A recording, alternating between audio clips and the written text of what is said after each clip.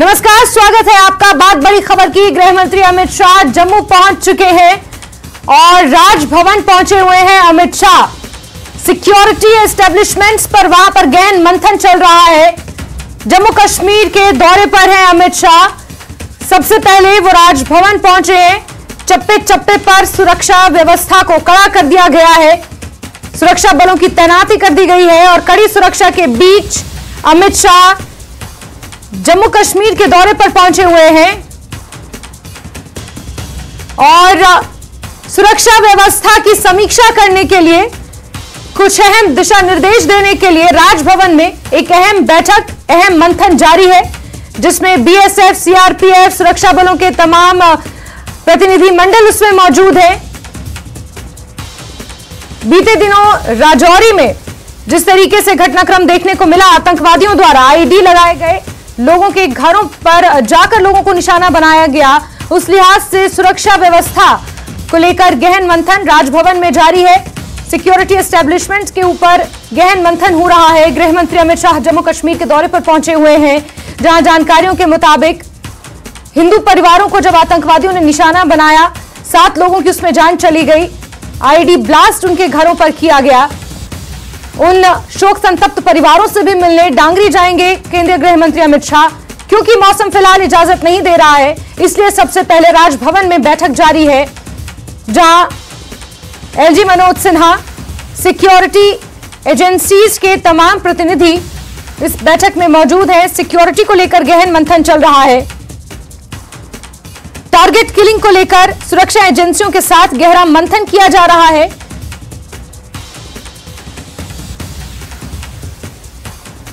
और राजौरी से सीधे रुख करेंगे हमारे सहयोगी समीर का, ज्यादा जानकारियों के साथ जुड़े हुए हैं। समीर, जो स्केड्यूल था केंद्रीय मंत्री अमित शाह का, उसमें थोड़ी सी तब्दीली हुई है।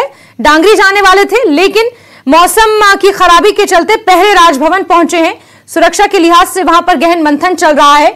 डांगरी जाने को लेकर किस तरीके से कार्यक्रम आगे तय किया गया है, समीर?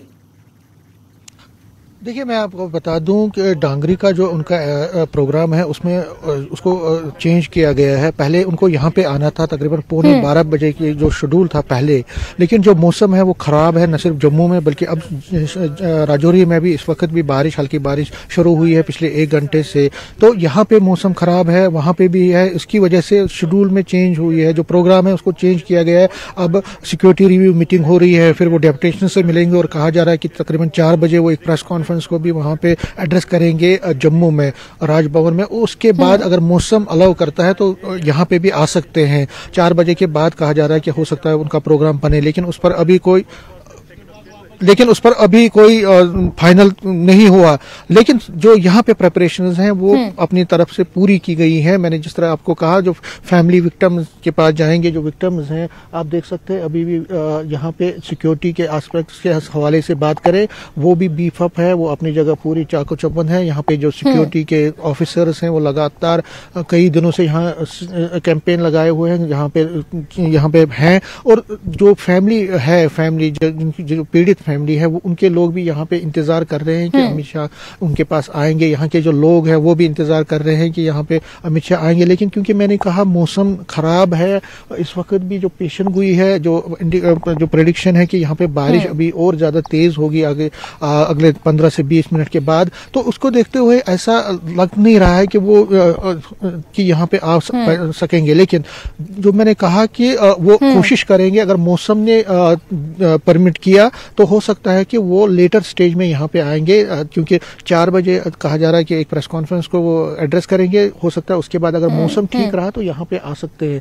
लेकिन अगर वो यहाँ आएंगे भी नहीं, तब भी एक मैसेज है उनकी तरफ से, जो प्रेस कॉन्फ्रेंस के जरिए वो एक मैसेज देंगे। और ये जो यहाँ पे एक गाँव लगा है इन लोगों को, उनको भी वो एड्रेस करेंगे, उसको भी वो कोशिश करेंगे भरने की। तो एक हम ये कह सकते हैं कि एक जो इनका विजिट है, हालांकि अगर वो डांगरी में अगर वो आएंगे तो उसका एक अपना इम्पैक्ट होता है, अपना एक चीज हो। लेकिन अगर मौसम खराब रहा, मौसम की खराबी हुई, तो ये भी देखना पड़ेगा कि यानी कुल मिलाकर कह सकते हैं कि अभी तक जो स्केड्यूल है वो तय नहीं है। क्योंकि मौसम इजाजत नहीं दे रहा है। हालांकि सुरक्षा के लिहाज से वहां पर इंतजामात कड़े नजर आ रहे हैं। हो सकता है अमित शाह वहां पर विजिट करें, और क्योंकि अगर मौसम इजाजत ना दे तो संभव है कि शायद डांगरी का प्रोग्राम उनका कैंसिल भी हो सकता है। और इसी बीच हमारे सहयोगी मनोज कौल और हमारे सहयोगी तेजेंद्र सिंह सोढी भी हमारे साथ सीधे जुड़ चुके हैं। तेजेंद्र जी, आपका रुख करना चाहूंगी, क्योंकि राजभवन में सिक्योरिटी एस्टैब्लिशमेंट्स को लेकर जो गहन मंथन चल रहा है, उसमें सीमा पर आतंकवादी गतिविधियों को रोक लगाना, हिंदू परिवारों को सुरक्षा मुहैया कराना, कश्मीरी पंडितों को लेकर जिस तरीके से टारगेट किलिंग हो रही है घाटी में, उस पर अंकुश लगाना, ये वो तमाम अहम मुद्दे हैं जो इस बैठक का, इस मंथन का एजेंडा रह सकते हैं। इसके अलावा भी कोई और ऐसे अहम मुद्दे हैं जिन पर इस बैठक में चर्चा संभव है? जिनपे यहाँ पर जो सिक्योरिटी रिव्यू मीटिंग होगी, हालांकि अभी सिक्योरिटी रिव्यू मीटिंग नहीं हुई है। अभी कुछ देर बाद जो यूनियन होम मिनिस्टर आज जम्मू में पहुंच चुके हैं, जम्मू मनोज सिन्हा, उन्होंने जाकर home minister Amit Shah airport, Jammu technical airport पर, और अभी मिनिस्टर राजभवन से है, यहाँ पर एक 1-to-1 मीटिंग चल रही है। उसके बाद जो अमित शाह प्रोग्राम था डांगरी राजौरी जाने का, जहां पर उन्होंने जो पीड़ित लोग थे उनसे मिलना था, हो सकता है कि वो प्रोग्राम को फोन करना पड़े, कैंसिल करना पड़े, क्योंकि मौसम जो है वो इस वक्त इजाजत नहीं दे रहा कि यहाँ से चौपर जाए और राजौरी की पहाड़ी में वहां पर डांगरी पहुंचे। अभी मौसम पूरी तरह से पर भारी बारिश हो रही है, तो ये अभी तक जो विजिट है वो कैंसिल नहीं है। लेकिन इनकी जो राजौरी की कैंसिल हो, लेकिन अगर वो जो यूनियन होम मिनिस्टर है वो अंदर ही राजभवन के अंदर, मैं अभी राजभवन के एक गेट पे खड़ा हूं, मेरे दूसरे सहयोगी मनोज कौल दूसरे गेट पे खड़े हैं। हम लोग आपको ये बता रहे हैं कि अंदर जो है होम मिनिस्टर पहुंच चुके हैं, और एक मीटिंग जो है मनोज सिन्हा के साथ, लेफ्टिनेंट गवर्नर के साथ, वो चल रही है। उसके बाद एक सिक्योरिटी रिव्यू मीटिंग होगी, जिसमें पुलिस के आला अधिकारी, जम्मू कश्मीर में जितनी भी सिक्योरिटी एजेंसीज है, आर्मी, बीएसएफ, सीआरपीएफ, उनके आला अधिकारी भी एक एक करके पहुंच रहे हैं, और उस रिव्यू मीटिंग में पूरे हालात की समीक्षा ली जाएगी, पूरे हालात को रिव्यू किया जाएगा कि जिस तरह से ये राजौरी का आतंकी हमला हुआ, जिसमें अभी तक आशंका ये जताई जा रही है कि जैश-ए-मोहम्मद के 2 आतंकी जो थे वो इस आतंकी हमले में मुलविस थे, जिसमें 7 लोगों की निर्मम हत्या कर दी गई। 2 आतंकी हमले हुए, पहले तो गोलियों से लोगों को खून दिया गया, उसके बाद दो मासूम बच्चों की आईडी ब्लास्ट में मौत हो गई। तो इस तरह के जो हालात बने हुए हैं, क्योंकि पाकिस्तान की तरफ से एक साजिश रची जा रही है कि किसी तरह से जम्मू कश्मीर में कम्युनल डिवाइड किया जाए। हिंदू बहुल इलाके, जो हिंदू जो मेजॉरिटी वाले एरियाज हैं, वहां पर हिंदूज को टारगेट करके एक मैसेज दिया जा रहा है, लेकिन अभी तक जम्मू कश्मीर के लोगों ने जो कम्युनल हार्मनी है उसे मेंटेन करके रखा है। अगर आपको याद होगा, जम्मू एक मेल्टिंग पॉट है पूरे रीजन का, जहां जहां भी आतंकी गतिविधियों से लोग परेशान हुए, चाहे वो कश्मीरी पंडित हो, चाहे वो रियासी के रहने वाले लोग हों, चाहे वो डोडा किश्तवाड़ के लोग हों, जहां पर भी आतंकवाद ने अपना फन फैलाने की कोशिश की, तो जम्मू ने उन लोगों को, उन विक्टिम्स को एक रेफ्यूज दी है। तो यही एक चीज है जो आतंकी जिस चीज को लेकर खुश नहीं है, वो चाहते हैं कि जम्मू का जो सौहार्द है, जम्मू का जो एक कम्युनल हार्मनी का एक सिंबल है, उसे किसी तरह से विफल किया जाए, उसे डिस्टर्ब किया जाए। तो इस तरह से जो आतंकी हमला राजौरी में हुआ, जहां पर हिंदू घरों में घुस के पहले उनके आधार कार्ड चेक किए गए, उसके बाद उन्हें गोलियों से खून दिया गया, और उसी एक घर में आतंकियों ने एक आईडी लगा दी जो दूसरे दिन विस्फोट हुआ। तो इन चीजों पे गहन मंथन होगा। ड्रोन ड्रॉपिंग की बात मैं यहाँ अहम करना चाहूंगा, क्योंकि ड्रोन ड्रॉपिंग, ड्रोन के जरिए जो हथियार गिराए जा रहे हैं सीमा पर, वो भी एक चैलेंज बना हुआ है सिक्योरिटी एस्टेब्लिशमेंट के लिए। क्योंकि अगर आपको याद होगा, कल ही के दिन एनआईए ने, नेशनल इन्वेस्टिगेशन एजेंसी ने, चार्जशीट दाखिल की थी, जिसमें 6 लोगों को नामजद किया गया था, और उसमें ये बताया गया था कि ये 6 लोग कम से कम 25 ड्रोन ड्रॉपिंग, जो जिसमें पाकिस्तान की तरफ से हथियार भेजे जा रहे थे, उसमें मुलविस थे। ना सिर्फ ये, अगर आपको याद होगा, पिछले साल दिसंबर के अंत में एक आतंकी जो एक एनकाउंटर हुआ नगरोटा में, जिसमें 4 पाकिस्तानी आतंकियों को मौत के घाट उतारा गया। वो आतंकी भी भारी मात्रा में हथियार लेकर गए थे, आ रहे थे। वो घुसपैठ कहाँ से हो रही है, घुसपैठ की कोशिशें कहाँ से की जा रही है। तो इस पूरे जो एक जिसे आप कहेंगे पूरा A to Z एक रिव्यू किया जाएगा, इसीलिए सारी सुरक्षा एजेंसी से जो लोग हैं वो यहाँ पर जो है प्रेजेंट रहेंगे। जी जैस्मिन। जी बिल्कुल तेजेंद्र जी, सारी सुरक्षा एजेंसियों के जो प्रतिनिधि हैं, जो भी लोग हैं, वो इस बैठक में मौजूद रहेंगे। हालांकि जानकारियों के मुताबिक अभी 1-to-1 बैठक हो रही है, LG मनोज सिन्हा के साथ समीक्षा की जा रही है। हमारे सहयोगी मनोज कौर राजभवन के दूसरे गेट से मौजूद हैं। मनोज, आपसे मैं ये चीज समझना चाहूंगी क्योंकि हाल ही में खबर आई थी कि सिक्योरिटी के डिप्लॉयमेंट को लेकर एक स्ट्रक्चरल चेंज भी जम्मू कश्मीर में देखने को मिलेगा, क्योंकि ये बार बार इल्जाम लगाए जा रहे हैं कि अनुच्छेद 370 हटने के बाद से ये कहा जा रहा था कि आतंकी गतिविधियों में कमी आएगी, लेकिन ऐसा होता दिख नहीं रहा है। ये विपक्षी पार्टियां आरोप लगा रही हैं और बार बार सेना की जो डिप्लॉयमेंट है उसको लेकर भी सवाल उठाए जा रहे थे। तो जानकारियों के मुताबिक एक स्ट्रक्चरल चेंज पैरामिलिट्री फोर्सेस की डिप्लॉयमेंट और फोर्सेस की डिप्लॉयमेंट में भी देखने को मिलेगा। तो क्या एक ये भी अहम मुद्दा रह सकता है, एजेंडा रह सकता है इस बैठक का? जी हाँ, बिल्कुल जास्मिन, आपने बिल्कुल सही कहा कि जिस तरह से हालात में बेहतरी आ रही है, अगर हम आंकड़ों की बात करेंगे तो पिछले 3 साल में इस बार सबसे कम आतंक की घटनाएं रजिस्टर की गई, देखी गई कश्मीर वैली के अंदर या बाकी जो इलाके हैं। तो कुछ ऐसे एरियाज अभी भी कश्मीर में हैं जहां बिल्कुल आतंकी जो घटनाएं हैं वो बहुत कम हैं, जिसमें बडगाम है और गांदरबल का जो जिला है वहां बहुत कम आतंकी घटनाएं होती हैं। और जो सोर्सेज से हमें पता चला है कि ये माना जा रहा है कि अब जो नया स्ट्रक्चरल चेंज होगा सिक्योरिटी फोर्सेज के डिप्लॉयमेंट में, आर्मी खासतौर पर जो राष्ट्रीय राइफल्स कश्मीर वैली के अंदर डिप्लॉय की गई है अलग अलग जगहों पर, उसकी तादाद जो है, उसकी संख्या जो है वो कम की जाएगी। पुलिस की संख्या जो है वो 2 रहेगी, लेकिन कोशिश सरकार की ये है कि जो एरिया मिलिटेंसी से पाक हुआ है, जहां मिलिटेंसी कम हुई है, उन एरियाज से सिक्योरिटी फोर्सेज को विड्रॉ किया जाए, उन एरियाज से सिक्योरिटी फोर्सेज की जो संख्या है उसको कम किया जाए। तो ये एक मुद्दा है जो आज की यहाँ जो मीटिंग है उसमें भी डिस्कस किया जा सकता है, क्योंकि हमने देखा है कि जब भी कोई फैसला लिया जाएगा, जो यहाँ की सिक्योरिटी एजेंसीज हैं, जो यहाँ चाहे वो आर्मी हो, पुलिस हो, CRPF हो या बाकी जो एजेंसीज हैं, जो उनका जो इनपुट होता है, क्योंकि वो ग्राउंड पे काम करती हैं, उनको ग्राउंड का जो नॉलेज ज्यादा होता है, तो डेफिनेटली अमित शाह जब आज ये मीटिंग करेंगे इन सब चीजों की समीक्षा होगी और ये जो मुद्दा है उस पर भी बातचीत हो सकती है। और साथ ही जो जम्मू क्षेत्र में जिस तरह से कोशिश की जा रही है कि जहां आतंकी घटनाएं हों, पाकिस्तान की तरफ से ये लगातार कोशिश की जा रही है कि आतंकियों को जम्मू का जो इलाका है वहां से घुसपैठ करा के यहाँ गड़बड़ी फैलाने की कोशिश की जाए। और साथ ही ये भी कोशिश है कि जैसा देखा गया कि राजौरी में जिस तरह से हमला अंजाम दिया गया और उसके बाद भी कुछ छुटपुट घटनाएं वहां हुई हैं, हालांकि वो आतंकी घटनाएं नहीं थी, लेकिन उसे साफ जाहिर है कि पाकिस्तान की एक साजिश ये है कि जम्मू जो संभाग है, यहाँ जो विभिन्न समुदायों के लोग रहते हैं उनके बीच में कहीं ना कहीं एक दरार पैदा की जाए, ताकि लॉ एंड ऑर्डर की एक ऐसी सिचुएशन पैदा की जाए जो सरकार के लिए एक मुश्किल काम बन सके। लेकिन जैसा कि हमारे साथी तेजेंद्र बता रहे थे कि अभी तक जो यहाँ के विभिन्न क्षेत्रों के जो लोग हैं, विभिन्न धर्मों के जो लोग हैं, वो एक साथ एक हार्मनी से रहते हैं और सब लोगों का ये मानना है कि आतंकवाद से कोई चीज हासिल नहीं हो सकती। हमने ये देखा है कि पाकिस्तान की लगातार कोशिशों के बावजूद भी जम्मू संभाग हो या कश्मीर वैली हो, कश्मीर वैली के अंदर भी बहुत सारे ऐसे इनपुट्स जो सिक्योरिटी फोर्सेस के पास मिलते हैं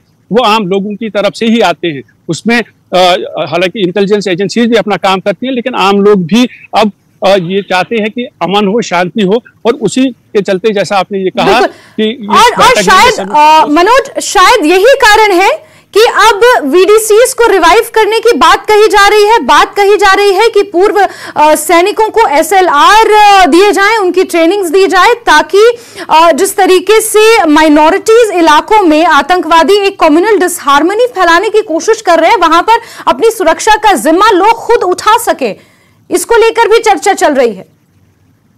जी हाँ, बिल्कुल। देखें जैस्मिन, अगर हम बात करेंगे VDCs या जिनको विलेज डिफेंस ग्रुप्स भी कहा जाता है, वो यहाँ बहुत ही इम्पोर्टेंट रोल उनका रहा है पहले भी। जब 1990s में पाकिस्तान स्पॉन्सर्ड टेररिज्म यहाँ शुरू हुआ तो उसके बाद से हमने देखा कि जो जम्मू संभाग है, जम्मू संभाग में जब ये VDCs बनाए गए तो उसके एक काफ़ी इफेक्टिव रहे और यहाँ लगभग ख़त्म हो चुकी है मिलकर। अभी भी बहुत सारे ऐसे एरियाज हैं, कुछ छुटपुट घटनाएं ज़रूर होती हैं जैसा कि राजौरी में हुआ, लेकिन ओवरऑल जो सिक्योरिटी सिनेरियो है, चाहे वो बदरवा हो, किश्तवाड़ हो, डोडा हो, राजौरी हो, पूंछ का इलाका हो, वहां अब जो आतंकी गतिविधियां थी पिछले 10 साल से कोई इस तरह की कोई घटना हुई नहीं। हालांकि जैसे मैंने पहले कहा कि राजौरी में जो घटना हुई उसको छोड़ के अगर देखा जाए तो काफी हद तक शांत रहा था, लेकिन पाकिस्तान लगातार कोशिश कर रहा है यहाँ आतंकी को धकेलने की। हमने देखा कि जम्मू में भी कई जगह पे एनकाउंटर्स हुए।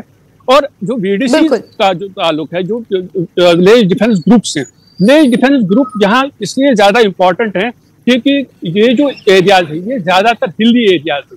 यहाँ की टोपोग्राफी ऐसी है कि जो अगर आप कोई भी विलेज देखें, कोई हैमलेट देखें, कोई 500-500 गज या 1000-1000 गज की दूरी पर एक एक घर वाक़ा होता है। यानी उस एरिया को अगर आप एक गाँव को सिक्योर करना चाहें तो उसके लिए आपको काफी पुलिस नफरी की जरूरत पड़ती है। लेकिन अब अगर जो VDCs है, अगर जो विलेज डिफेंस ग्रुप्स हैं, अगर उनको एक्टिवेट किया जाता है जैसा कि कई जगहों पर ऐसा किया गया है, और उसमें अब ये सवाल पैदा होता है कि आखिर उन्हें किस तरह के हथियार दिए जाएं। तो हमने रिसेंटली एक पूर्व जो DGP हैं कुलदीप खोड़ा, उनसे पूछा था तो उनका ये कहना था कि जो VDCs हैं उसमें जो आर्मी के रिटायर्ड पर्सनल हैं उनको SLR दिए जाने चाहिए, क्योंकि उनमें उनके एक सबसे बड़ा जो महत्वपूर्ण तर्क था वो ये था कि जो ऑटोमेटिक जो सेल्फ लोडिंग राइफल है उसको चलाना आम आदमी का बस का नहीं है, आम आदमी नहीं चला सकता उसको, और उसकी ट्रेनिंग नहीं होती। जो एक्स सर्विसमैन हैं उनके पास एक ट्रेनिंग होती है, इसलिए उनको क्योंकि उनके पास इस चीज की ट्रेनिंग भी है और अब इंसास राइफल आ गई है तो SLR भारी मात्रा में अवेलेबल भी है, और क्योंकि पूर्व सैनिकों ने उन्हें चलाया है तो उनका रखरखाव और उनको चलाना उनके लिए थोड़ा आसान रहेगा। इस लिहाज से इस मुद्दे पर भी जो है वो चर्चा संभव है। मनोज, आप लगातार हमारे साथ बने रहिए। समीर हमारे साथ राजौरी से बने हुए हैं। समीर, यहाँ पर क्योंकि राजौरी के डांगरी में जो कुछ भी हुआ वो 90% हिंदू बाहुल क्षेत्र है, और अब जिस तरीके से हिंदू माइनॉरिटीज को टारगेट किया जा रहा है, हिंदू इलाकों की सुरक्षा को लेकर अब सवाल खड़े हो रहे हैं। डांगरी हालांकि दौरा अभी आधिकारिक तौर पर रद्द नहीं हुआ है, लेकिन ऐसा कहा जा रहा है कि मौसम की खराबी के चलते शायद अमित शाह डांगरी ना जा पाए, लेकिन वहां के लोगों को उम्मीदें बहुत हैं। इससे पहले भी राजौरी अमित शाह पहुंचे हुए थे, तब शांतिपूर्ण हालात थे, वहां पे उन्होंने एक असेंबली को भी एड्रेस किया था, जनता को भी एड्रेस किया था, लेकिन अब हालात थोड़े से अलग हैं, और ऐसे में अगर अमित शाह नहीं आते हैं तो लोगों की उम्मीदें कहीं ना कहीं टूटेंगी इससे। नहीं, देखिए सभी को पता है मौसम खराब है, उम्मीदें टूटने का सवाल नहीं है। वो जम्मू आए हैं, ये बड़ी बात है, डांगरी आना चाहते हैं, लेकिन मौसम अभी खराब है। देखिए यहाँ पे सिक्योरिटी की अगर हम बात करें,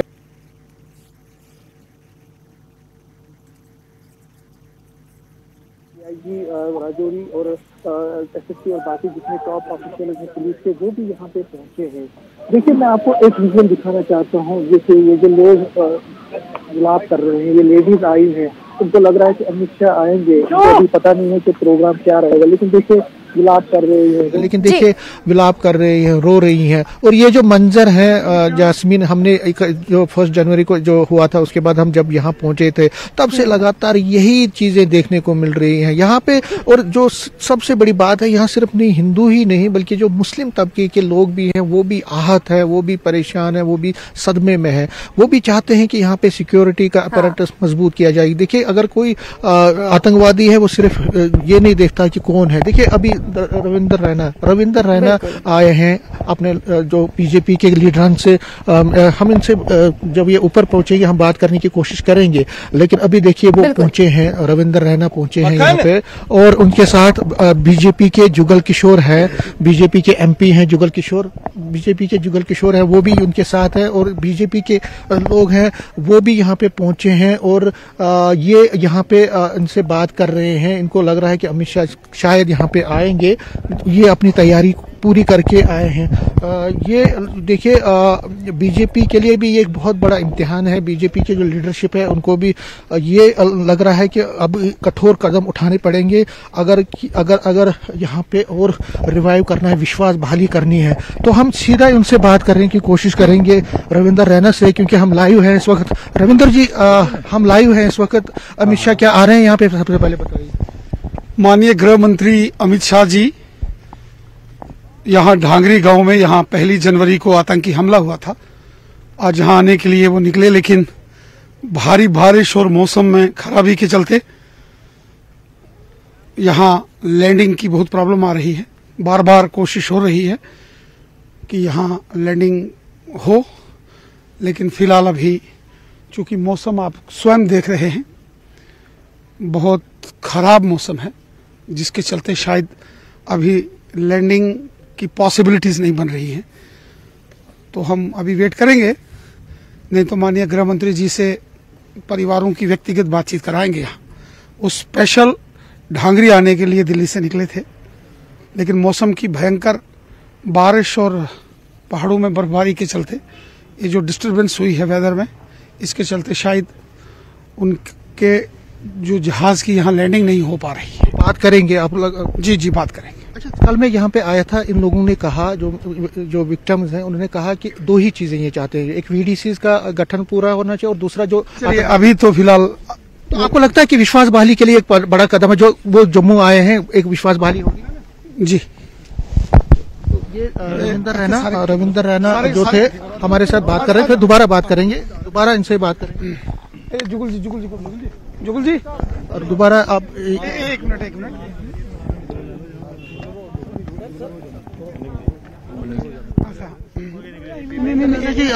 क्या कहेंगे आज? एमपी साहब दे रहे हैं उधर, वो आप सिंगल कर रहे हैं साहब। रविंदर रैना साहब, अभी क्या ये प्रोग्राम मौसम की वजह से अब कैंसिल हो गया? हमारे देश के माननीय गृह मंत्री श्रीमान अमित शाह साहब जम्मू कश्मीर के जिला राजौरी के ढांगरी गांव में आने वाले थे।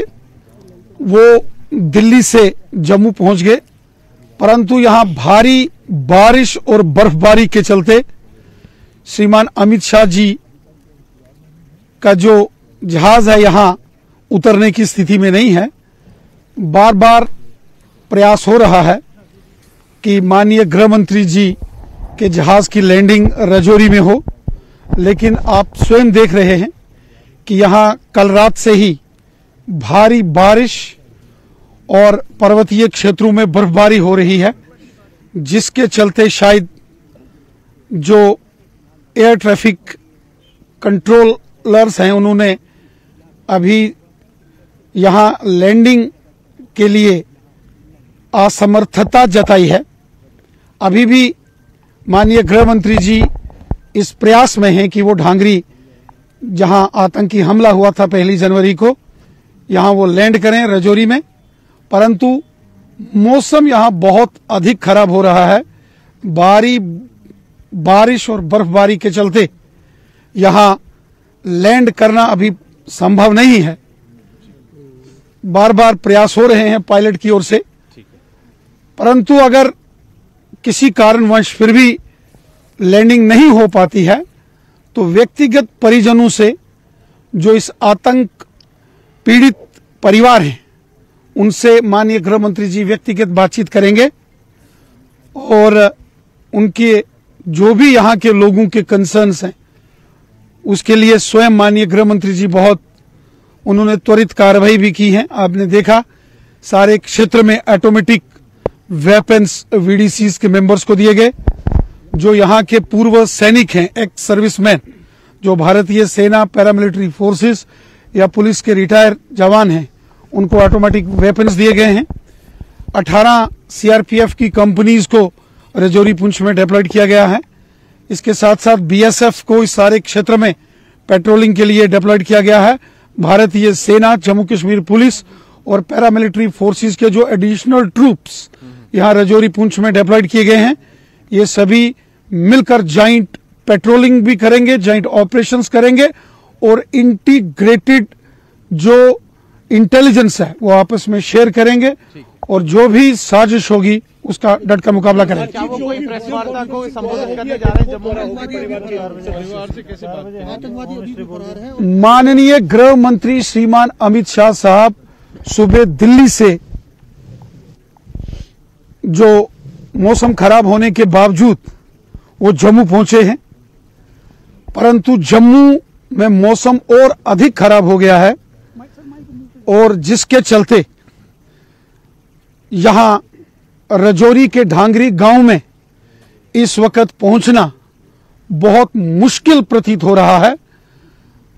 बार बार कोशिश की जा रही है पायलट के द्वारा और माननीय गृह मंत्री जी बार बार इस बात का संज्ञान ले रहे हैं, वो हर सूरत में यहां पहुंचना चाहते हैं, परंतु मौसम बहुत ज्यादा। जी समीर, बिल्कुल। तो यहाँ पर रविंद्र रैना भाजपा नेता ये बयान दे रहे हैं कि जम्मू में बार बार मौसम खराब होने की वजह से कोशिशें जरूर की जा रही हैं, लेकिन अगर अमित शाह किसी कारणवश डांगरी नहीं पहुंच पाते हैं तो व्यक्तिगत तौर पर या तो मोबाइल के जरिए या हो सकता है कि वीडियो कॉल के जरिए किसी भी तरीके से माननीय गृह मंत्री की बातचीत आतंकवाद पीड़ित परिवारों से करवाई जाएगी। मनोज हमारे सहयोगी राजभवन के बाहर से हमारे साथ जुड़े हुए हैं।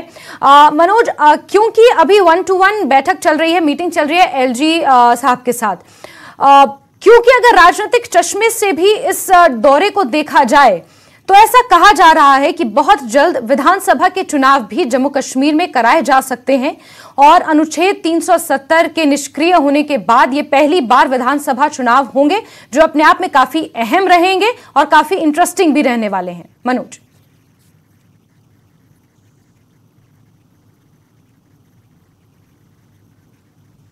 डांगरी के गुनाहगारों को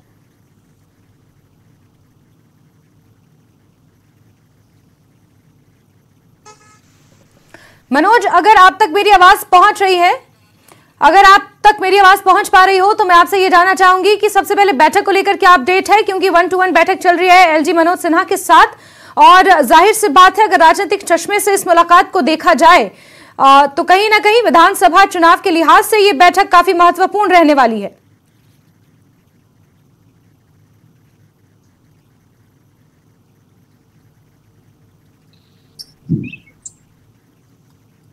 जी मनोज।